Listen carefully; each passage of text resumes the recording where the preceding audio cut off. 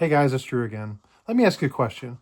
Why is it that a pretzel tastes better when bought from a street vendor, or a hot dog is better at a ballpark, or a little ice cream sundae is so much better if you can eat it out of a little bowl that's shaped like a batting helmet? Well, I can't answer the first two, but I've got a story about these, and I can't wait to share it with you, so let's check it out.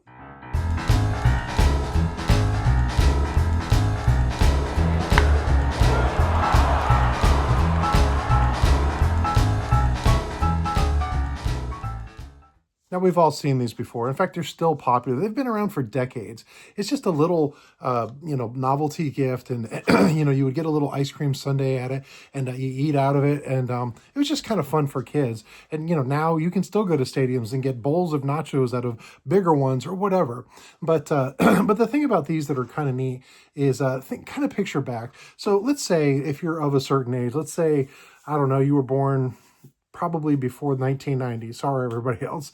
And you're on your little league team, and after the game, either you won or you lost, but your whole team would go out and you'd go out for ice cream. Say you went to a Dairy Queen or some other local kind of chain restaurant, and everybody was gonna get an ice cream. Well, you walk in, and up sitting on the counter is this amazing display.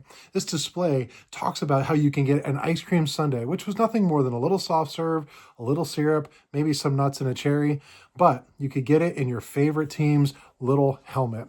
Well, we've all done it. We can probably go back and look.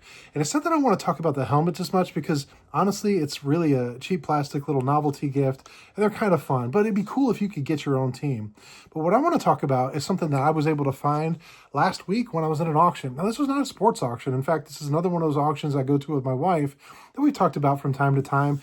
Never have baseball, never have vintage stuff. I'm always hoping. I was kind of looking around and I saw something in the back behind stuff and I was like, no way is that what I think it is. So I quickly grab it and they go to put it up for auction and lo and behold, I win it. Now, it wasn't just a hat, in this case, the Los Angeles Dodgers. What it was actually the display, an entire display. Like when you would walk into that Dairy Queen or walk into that Carvel and you would see, and they were advertising that you can get all of them. And what I was able to win was actually an entire display right here. You remember this? Does it take you back? This one's actually from 1977, and it actually has all of the helmets, every one of them.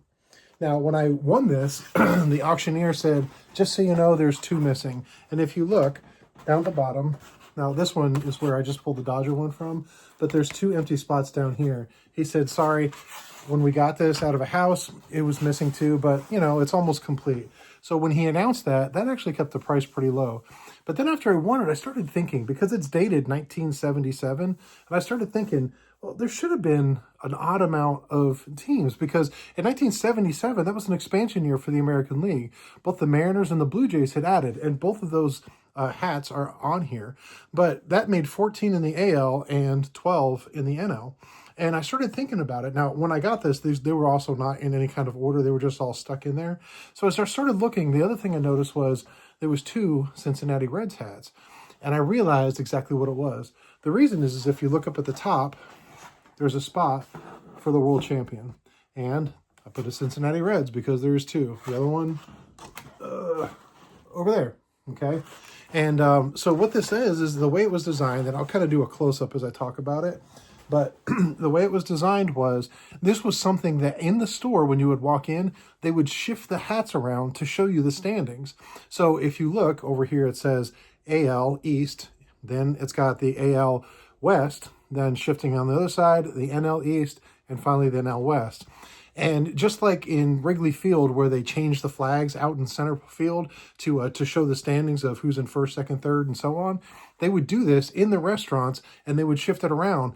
And it was just like a simple sort of small hometown way to see who is the standings. And at the end of the season, you would take the World Series champion, and there was one extra spot up top, which is the Reds in this case, because 1976, they were the reigning champions in 77. So I thought this was super cool. Now, I started researching this, and I started looking, and what I found was, while all 26 teams that were in existence at the time are represented, not all of the hats on the board that I got actually are the originals. A lot of them are, but not all of them. So if you remember back in the 70s and the 80s, the San Diego Padres had that brown and yellow. Well, this is obviously a much more modern San Diego Padre from the 90s. Same thing with the Braves. They had that huge lowercase script A back in the 70s. Well, this is a more modern one. And there was a couple others that are different, but it is the original Phillies. It's the original Pirates. It's got the original Yankees one, but the Orioles is old, or I'm sorry, is not from time period. And same thing with the White Sox. Those are from the 80s. Well, the Orioles are from the 90s. But this company made these, and of course they used them. We've all seen them. Probably most people watching these videos have actually held one, trying to get the little, melted mix in the bottom out, sucking it out like a little kid would, and trying to figure out how to get it out, and then saying, I'm going to hold on to these things. And they sat on your dresser, and they got all dusty or beat up, finally thrown away, or maybe you still have some.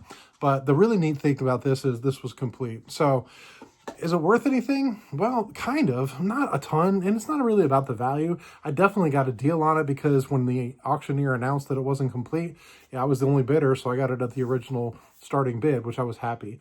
Am I going to keep it? I don't really know. It fits in my collection, but it doesn't fit in my collection. As you guys know, I'm all about display, and this is definitely just a display. This is part of my childhood, but I really don't have a wall open. So maybe I'll end up selling it. I don't really know.